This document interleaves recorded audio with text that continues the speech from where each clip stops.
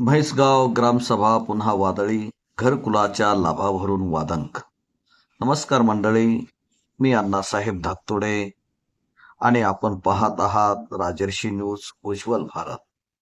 आमचे अहमदनगर जिल्हा प्रतिनिधी दत्ता जोगदंड यांच्याकडून आजची मोठी बातमी. म्हैसगाव ग्रामपंचायतीची ग्रामसभा पुन्हा एकदा जोरदार वादळी ठरली आहे. नेमकं प्रकरण काय आहे?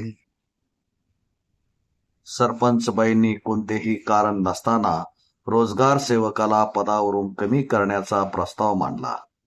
ग्रामस्थांनी याला जोरदार विरोध केला आणि त्यातूनच संपूर्ण ग्रामसभा तापली. घरकुलाच्या 2 लाभाचा मोठा आरोप.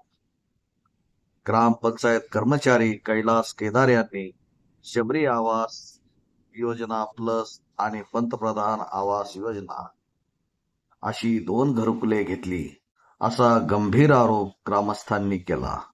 त्यांनी स्वतःचा फोटो व दुसऱ्याच्या घराचा फोटो वापरून सरकारची आणि ग्रामपंचायतीची फसवणूक केल्याची चर्चा आहे.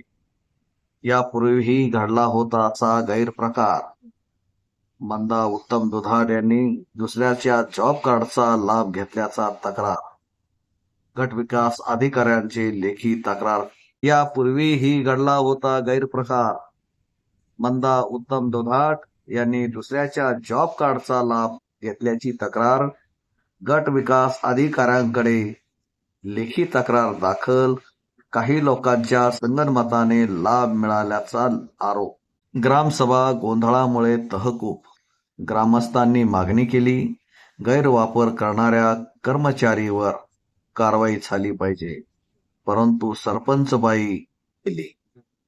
यामुळे ग्रामस्थांमध्ये तीव्र नाराजी. नाथू गुलदगड यांचा गंभीर आरोप. नाथू गुलदगड म्हणतात, मला पहिले घरकुल मिळाले, बांधलेही. नंतर पत्नीला घरकुल आले, ते मात्र थांबवले. कर्मचारी 2 घरकुले घेतो, त्याच्यावर कोणी कारवाईच करत नाही. ग्रामसभामध्ये आणखी एक मुद्दा. जिल्हा परिषद शाळेत 0 प्लॅन फक्त ठेवलेला पण सुरूच नाही. यामुळे विद्यार्थ्यांना प्रायव्हेट शाळेत जाण्यास प्रवृत्त केले जात असल्याचा आरोप. शेवटी मोठा प्रश्न. गरजवंताला घरकुल मिळत नाही, पण ज्यांना गरज नाही त्यांना 2-2 घरकुले.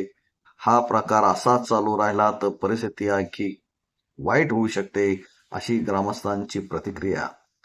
ही होती आजची मोठी बातमी. म्हैसगाव ग्रामसभेतील घरकुल वाद.